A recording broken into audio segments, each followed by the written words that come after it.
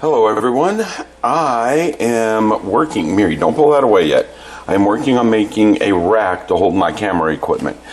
I redid the office and lost where I was making some of these videos, so now I am going to do it a different way. I found these guys on Amazon for like 15-20 bucks. This is metal too. This one's plastic. I got it somewhere else and it's about the same price. I'm going to keep going with the metal one. I like this one way better. It's far more adjustable. This is an LED light that's battery powered and rechargeable. This is a spare camera. But what I'm planning on doing is I have these 4 pieces of oak. I've had them for 20 years in the garage. Time to use them. I'm going to drill holes in them, and this is a test piece of poplar, same size, so I can see how the holes line up, and you can see that one's going to go all the way through. And I plan on putting dowels running up into the side and making a U shape out of it, up, over, and down. Okay? And then I have somewhere to clamp these on the dowels so that I can put my cameras and adjust them pretty much almost any way I want, including directly overhead. The gap here is big enough that it can go overhead.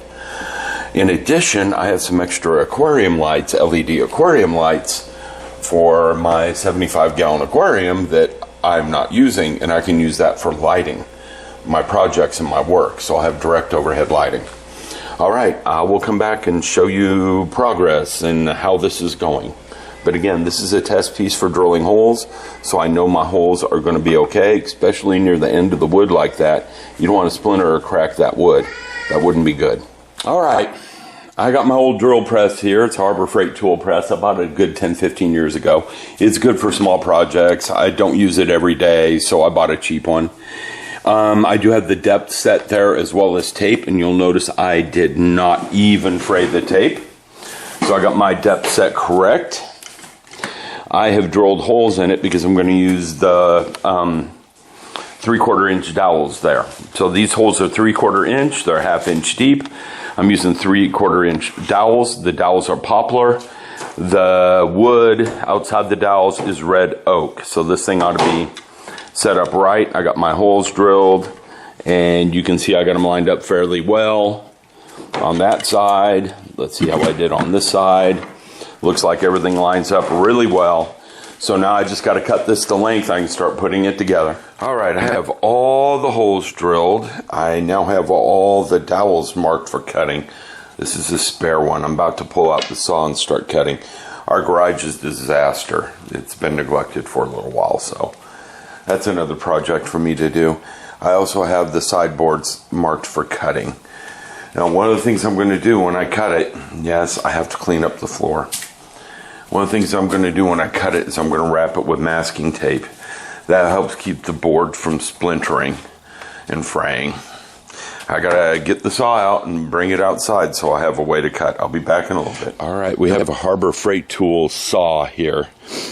It wasn't expensive, so I bought it. It does the job. Am I building a house with it? No, I don't know how well it would hold up to that. But for something where I use it once every year or two, it's fine. It does cut straight lines like I need.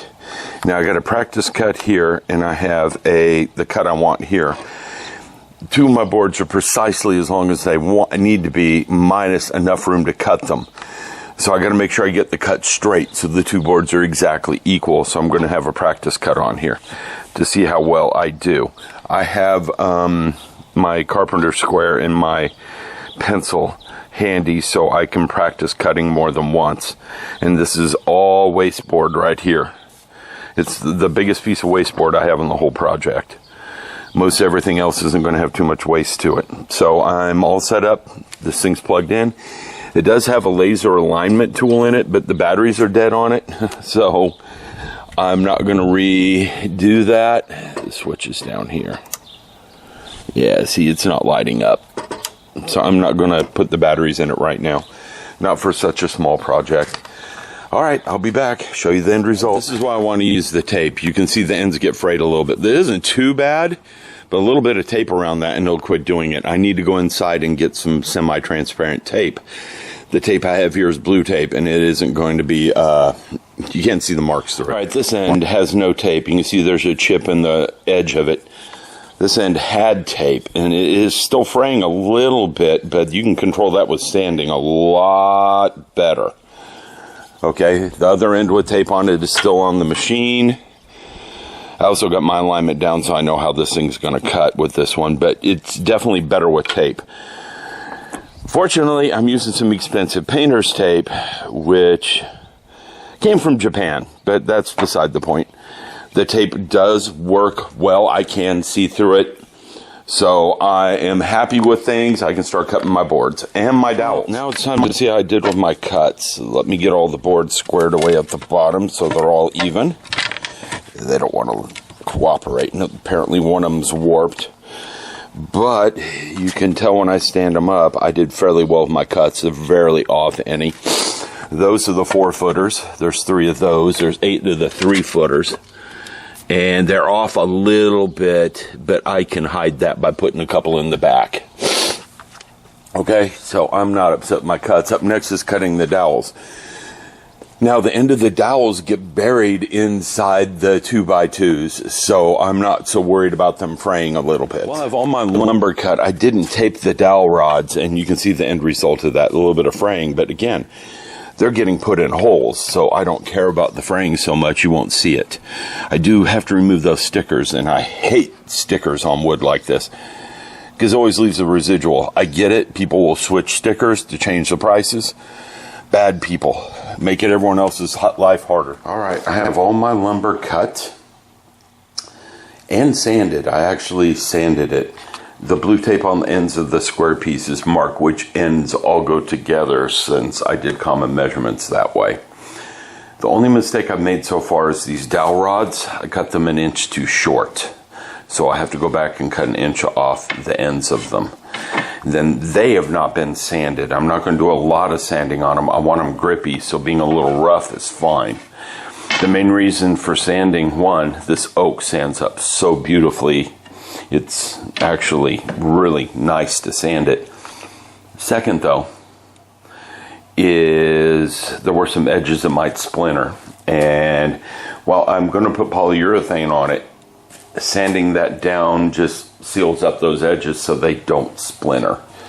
So I'm not going to have splintering coming off the edges of it. I've got little fingers in the house. I wasn't perfect with my sanding. You see I rounded that corner a little too much. But I'm not trying for perfection. This is supposed to be functional. It's going to look nice, but it's supposed to be functional. All right, let me cut those off.